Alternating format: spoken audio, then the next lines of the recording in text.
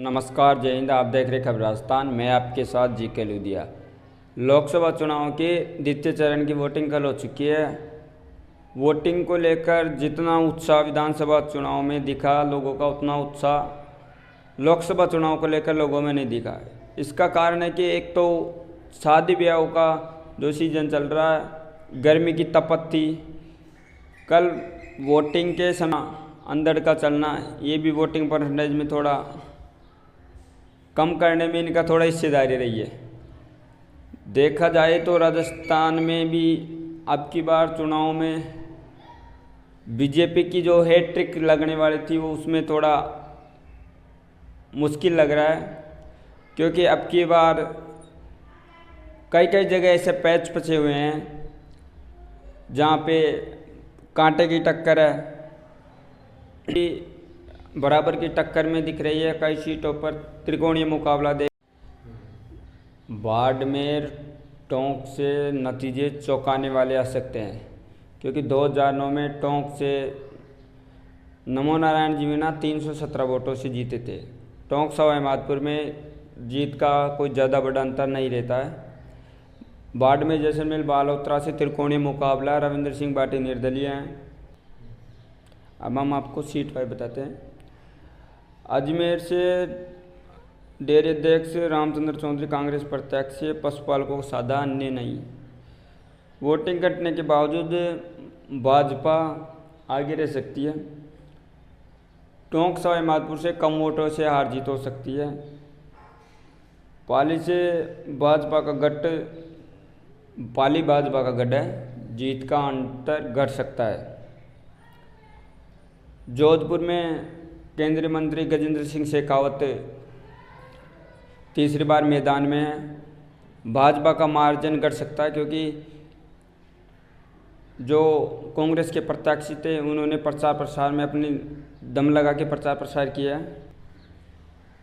ओम बिरला जो कि लोकसभा स्पीकर है, वो उनके सामने प्रहलाद गुंजल है जो अभी कांग्रेस में आए थे, तो जातीय समीकरण भी एक खेल बिगाड़ सकता है।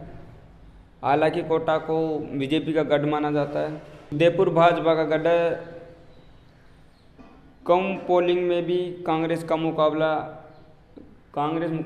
कम वोटिंग होने के कारण कांग्रेस मुकाबले में नहीं लग रही है। जातीय समीकरण हावी, निर्दलीय असरदार हो सकते हैं।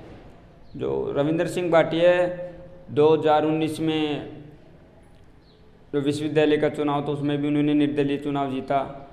अभी 2023 में विधानसभा के चुनाव में भी निर्दलीय चुनाव लड़ा, चुनाव जीता। अब बाड़मेर जैसलमेर बालोतरा से वो निर्दलीय उम्मीदवार है, तो उनका युवाओं में क्रेज है, उनके साथ रहती है। हो सकता है तीसरा जो कैंडिडेट है निकल सकता है, क्योंकि त्रिकोणीय मुकाबला देखने को मिल रहा है, जातीय संघर्ष देखने को मिल रहा है।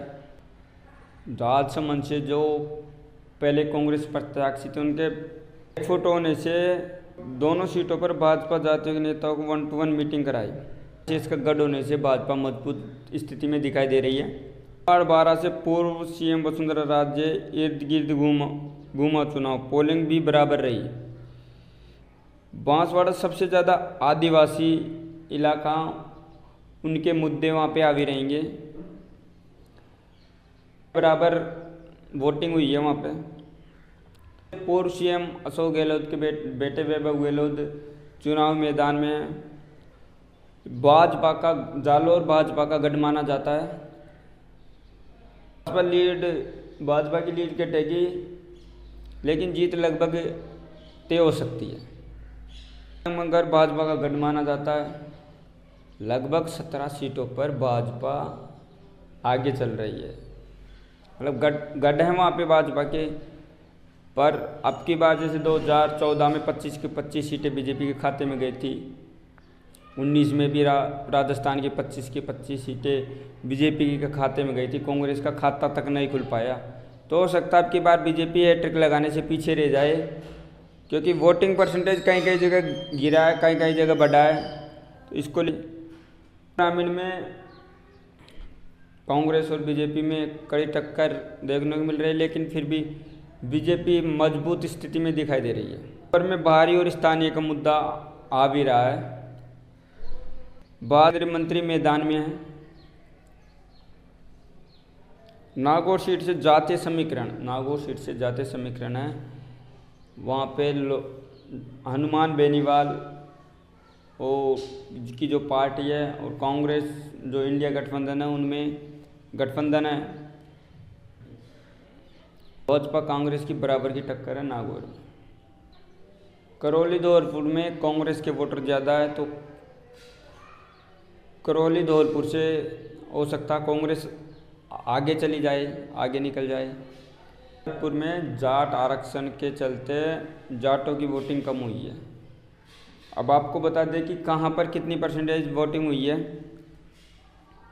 लोकसभा माधोपुर में 56.55% वोटिंग रही है 2024 में। 2019 में 63.44% वोटिंग टोंकसभा माधोपुर लोकसभा क्षेत्र में रही। अजमेर में 59.73% 2024 में, जो अभी लोकसभा चुनाव द्वितीय चरण में हुए उनमें हुई है। 67.32 2019 में रही है। तो लगातार अब की बार लोकसभा चुनाव में वोटिंग परसेंटेज गिरा है। जयपुर में 63.89 रही है 2024 में। 2019 में 68.89 रही है, तो 2-3 परसेंटेज वोटिंग जोधपुर में भी गिरा है। झालावाड़ बारा में 2024 में 69.3% रही है और 2019 में 71.6% रही है। पाली में 57.36% रही है 2024 के बीच जो वोटिंग है उनमें 62.98 2019 में रही है। बाड़मेर में 74.25 रही है। बाड़मेर में वोटिंग परसेंटेज बढ़ा है। त्रिकोणीय मुकाबला देखने को मिल रहा है। रविंद्र सिंह बाटी मैदान में लगातार कैंपेन कर रहे थे, लगातार युवाओं के बीच जा रहे थे, गांव वालों के बीच जा रहे थे, हर घर में जाके मिल रहे थे। तो अब की बार बाड़मेर में वोटिंग परसेंटेज बढ़ा है। 2019 के मुकाबले 1% वोटिंग बढ़ा। 74.25 2024 में रहा, 73.30 2019 में रहा। जालौर में भी अब की बार वोटिंग परसेंटेज घटा। 62.56 जो 2024 के लोकसभा चुनाव में रहे हैं। 2019 में 65.74 2019 के चुनाव में रहे।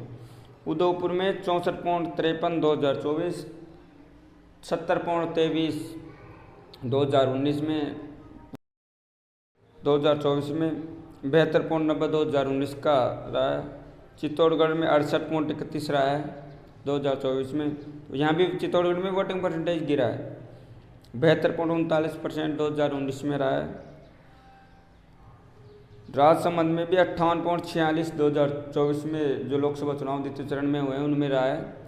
2019 में 64.87 रहा है। लगभग हर जगह वोटिंग परसेंटेज कम हुआ है। छिंदवाड़ा में 60.47% 2024 में, 65.64% 2019 में। कोटा में वोटिंग परसेंटेज बढ़ा है। प्रहलाद गुंजल भाजपा छोड़कर कांग्रेस में आए, उन्होंने कांग्रेस ज्वाइन की, कांग्रेस से उनको टिकट मिला। लोकसभा स्पीकर ओम बिरला उनके सामने मैदान में थे। तो जातीय समीकरण देखते हुए वहाँ पे भी वोटिंग परसेंटेज बढ़ा है। कोटा में 2024 में जो अभी लोकसभा चुनाव में 71.42 2024 में वोटिंग परसेंटेज रहा है। 2019 में 70.22 वोटिंग परसेंटेज रहा है। दूसरे चरण के जो मतदान हुए सबसे ज़्यादा वोटिंग परसेंटेज बाड़मेर का रहा है। सबसे कम मतदान टोंकसभा माधोपुर का रहा है, 56% हुआ है। ये होगा कि 17 सीटों पर बीजेपी आगे चल रहा है। ये तो कन्फर्म तो 4 जून को हो पाएगा कि कौन कहाँ से क्या मजबूती है, लेकिन जहाँ पे बीजेपी का गढ़ था वहाँ से बीजेपी टक्कर में दिख रही है। और वो मोदी जी के सीए लाना वो ऐसे मुद्दे पे आ भी रहा है। कई जगह वो कांग्रेस और बीजेपी में बराबर की टक्कर है। ऐसी जानकारी और न्यूज़ देखने के लिए हमारे चैनल को लाइक शेयर सब्सक्राइब करते रहिए। जय हिंद, जय भारत।